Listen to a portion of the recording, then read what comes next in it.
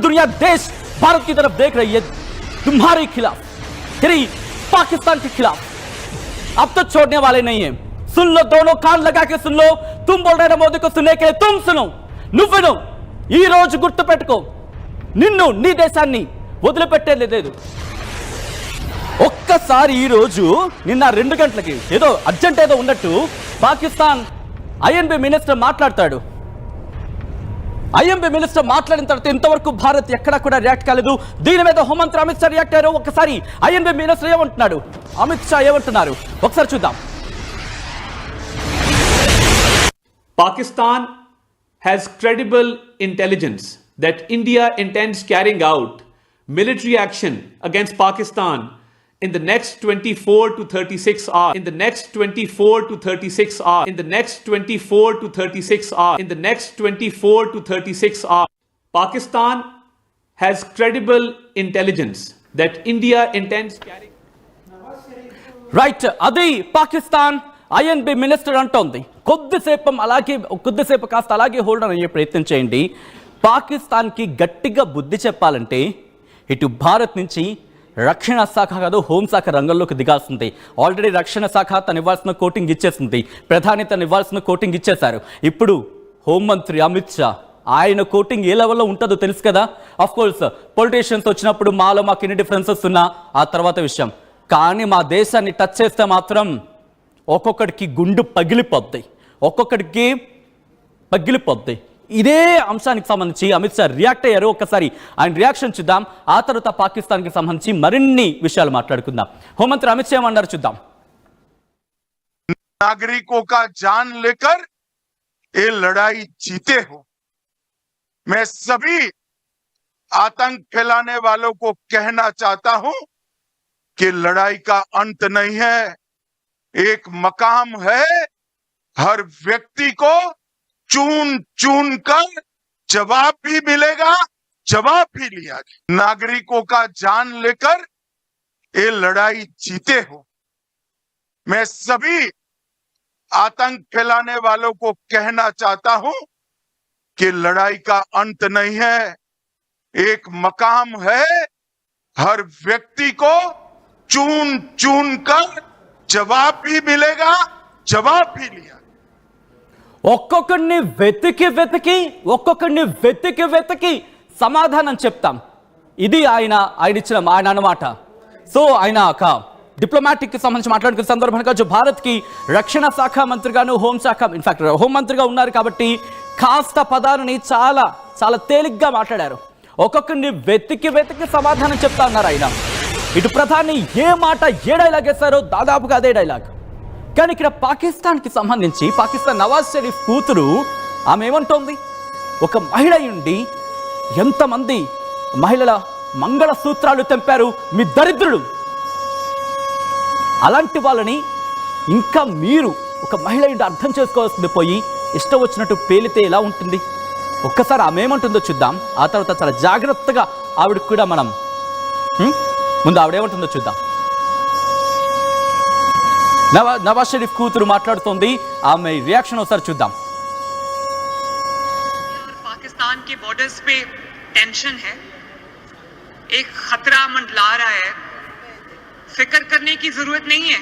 अल्लाह ताला ने पाकिस्तान को और पाकिस्तानियों को और पाकिस्तान की अफवाज को इतनी ताकत दी है कि वो दुश्मन का हर वार का मुकाबला कर सकते हैं।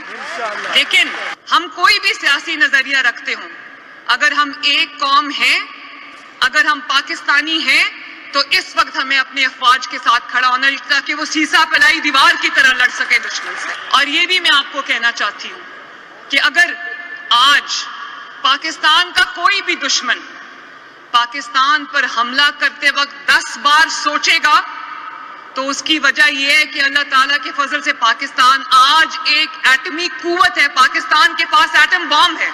इंडिया और पाकिस्तान के बॉर्डर्स पे टेंशन है, एक खतरा मंडला रहा है। फिक्र करने की जरूरत नहीं है। अल्लाह ताला ने पाकिस्तान को और पाकिस्तानियों को और पाकिस्तान की अफवाज को इतनी ताकत दी है कि वो दुश्मन का हर वार का मुकाबला कर सकते हैं।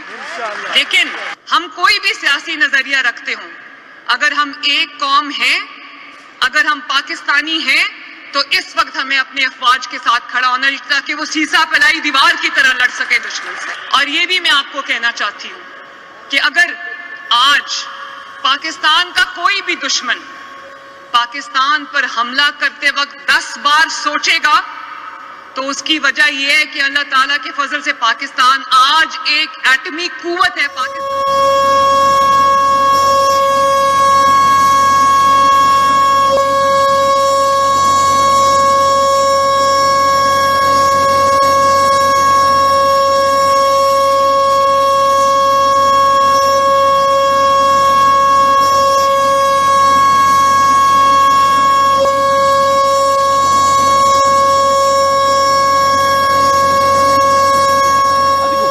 మీరు వింటున్నారే యుద్ధ సైరన్. యుద్ధానికి పాకిస్తాన్ సిద్ధమవుతోంది అని యుద్ధానికి సంబంధించి సైరన్స్ మోగిస్తున్న సందర్భం ఖైబర్ పఖ్తూన్ఖ్వా. నిన్ననే చూశారు అక్కడ ఉద్రిక్త వాతావరణం, పాకిస్తాన్ ఆర్మీకి పాకిస్తాన్ పోలీసులకి మధ్య యుద్ధ వాతావరణం కనిపించింది. ప్రస్తుతం ఆ ఖైబర్ పఖ్తూన్ఖ్వాలోని యుద్ధ సైరన్లు మోగించిన పరిస్థితి. ఒకటి కాదు రెండు కాదు, ఏకంగా 50 యుద్ధ సైరన్లు. ఒక్కొక్కటి రేంజ్ అంతా తెలుసా 10 to 15 కిలోమీటర్స్. ఒక్కొక్కటి 10 to 15 కిలోమీటర్స్ రేంజ్ లో ఆ సైరన్ మోత వినిపిస్తుంది. అంటే ఇటు పాకిస్తాన్ లో 3rd లార్జెస్ట్ సిటీగా చెప్పుకునే ఆ పాకిస్తాన్ కి సంబంధించిన ప్రావిన్సెస్ గా మాట్లాడుకునే సందర్భంలో ఖైబర్ పఖ్తూన్ఖ్వా ఒకటి. అంటే అక్కడే అటువంటి ఏర్పాట్లు చేయడం జరుగుతోందంటే అర్థం చేసుకోవచ్చు అక్కడ పరిస్థితి ఏ స్థాయిలో ఉంది అనేది. ఎందుకంటే ఆఫ్ఘనిస్తాన్ తో బోర్డర్ ని షేర్ చేసుకుంటోంది, బలూచిస్తాన్ బోర్డర్ ని షేర్ చేసుకుంటోంది. సో రెండు దేశాలకు సంబంధించి అంటే బలూచిస్తాన్ కూడా స్పెషల్ దేశం వాళ్ళు కోరుకుంటున్నారు కాబట్టి సో ఈ నేపథ్యంలోనే ఇటు బలూచ్ మనకి సపోర్ట్ ఇస్తున్నారు, మనం కూడా కోరుకుందాం. అక్కడ విడిపోతే పీడ పోతుంది. అప్పుడు పాకిస్తాన్ కేవలం మిగిలేది పంజాబ్ మాత్రమే. ఓకే, బలూచిస్తాన్తో పాటు ఇక్కడ ఆఫ్ఘనిస్తాన్ ఈ రెండు మనకి మద్దతు ఇస్తున్నాయి కాబట్టి ఆ బోర్డర్లో టెన్షన్ వాతావరణం ఉంది. ఇప్పటికీ ఆఫ్ఘనిస్తాన్కి సంబంధించిన ప్రెషర్ ఉంది. బలూచిస్తాన్ లిబరేషన్ ఆర్మీ కూడా అక్కడ అటాక్స్ ని తీవ్రతరం చేస్తుంది. యుద్ధ వాతావరణం కనిపిస్తోంది. ఈ నేపథ్యంలోనే అక్కడ సైరన్స్ ఏర్పాటు చేయడం జరిగింది. సైరన్స్ ఎందుకు ఏర్పాటు చేశారు? ఏమైనా ఆడుకోవడానికి ఏర్పాటు చేస్తారా? తమాషాకి ఏర్పాటు చేస్తారా? కాదు కదా, యుద్ధ సందర్భంలో ఏర్పాటు చేస్తారు. మీకు గుర్తుంటే కనుక కొన్ని ప్రాంతాల్లో ఈ సైరన్స్ ఉంటాయి. ఎవరైనా డ్యూటీస్కి వెళ్లే సందర్భంలో సైరన్స్ మోగిస్తూ ఉంటారు. ఉదయం 6 గంటలకి, మధ్యాహ్నం 2 గంటలకి, రాత్రి 10 గంటలకి ఇలా మోగుతూ ఉంటాయి. ఎక్కడో మోల్ ఉంటూ ఉంటుంది. కొన్ని సందర్భాలు అయితే కిలోమీటర్న్నర వరకు వినిపిస్తూ ఉంటుంది.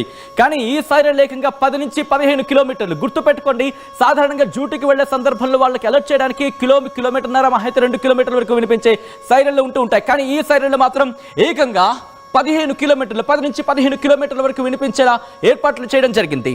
దాంతోపాటు ఎప్పుడైతే సైరన్ మోగుతుందో ఉన్న ఫలానా అందరూ కూడా they have to break the works. వాళ్ళ పనులు అక్కడ నిలిపివేయాలి అండ్ సేఫ్ అండ్ సెక్యూర్ పొజిషన్కి వెళ్ళిపోవాలి. బంకర్స్లోకి వెళ్ళిపోవాలి, తల దాచుకోవాలి, తమను తాము కాపాడుకోవాలి. ఎప్పుడైతే ఈ సైరన్ అలర్ట్ ఇవ్వడం జరుగుతుందో వెంటనే లైట్స్ స్విచ్ ఆఫ్ చేసుకోవాల్సి ఉంటుంది. అటువంటి సందర్భం కూడా లేనప్పుడు తమ ప్రాణాలను వాళ్ళు కాపాడుకోవడానికి ఇంటి దగ్గర ఉన్న బంకర్లోకి వెళ్ళిపోవాలి. ఇటు LOCకి సంబంధించి ఆయా ప్రాంతాలకు అంటే సరిహద్దుల దగ్గర ఉన్న వాళ్ళు, దూరంలో ఉన్న వాళ్ళు లైట్లు ఆఫ్ చేసేసి ఒక సేఫ్ ప్లేస్కి వెళ్ళిపోవాలి. అంటే ఎక్కడైతే ప్రమాదం లేదని కూడా భావించడం జరుగుతూ ఉంటుందో ఆ ప్రాంతానికి వెళ్ళిపోవాలి. దీంతో ముందుగానే అక్కడ అలర్ట్ చేయడం జరుగుతోంది. పాకిస్తాన్ ఎందుకు ఏర్పాట్లు చేయడం జరుగుతోంది అనేది ఒక్కసారి ఆ ఈవెంట్ వైస్గా నేను చెప్పే ప్రయత్నం చేస్తాం. నిన్న రాత్రి 2 గంటలకి Pakistan information and broadcasting minister ఆయన మీడియా ముందుకు వచ్చి అబ్బా ఏదో పెద్ద బ్రేకింగ్ అని భయపడిపోతూ ఏదో పెద్ద ఇంటెలిజెన్స్ ఉంది, మాకు ఒక కన్ఫర్మేషన్ ఇంటెలిజెన్స్ సోర్స్ చెప్తోంది, లేకపోతే కన్ఫర్మ్గా ఇంటెలిజెన్స్ చెబుతోంది 24 నుంచి 36 గంటల లోపు